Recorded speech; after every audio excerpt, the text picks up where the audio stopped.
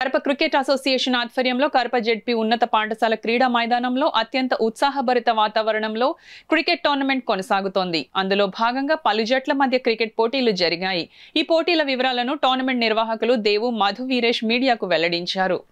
నిన్న ఒక premier league అన్ని మ్యాచెస్కి ఒక లీగ్ స్టార్ట్ అయింది. లీగ్ మ్యాచెస్ ఇది సెకండ్ డే. ఇవాళ నుంచి ఇంకా గ్రౌండ్లో మంచి ఏర్పాట్లు చేసాం.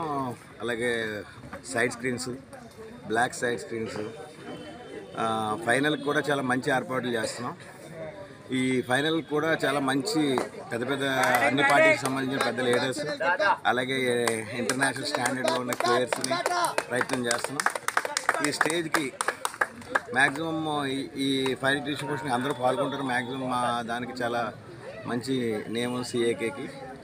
ఈ gold cup, rolling gold cup తీసుకోవాలని అలా చుట్టుపక్కల ఊర్లు, అన్ని ఊర్లు కూడా చాలా ఉత్సాహంగా దీనికోసం పొద్దున్నే మొత్తం గ్రౌండ్ వాతావరణం కూడా చాలా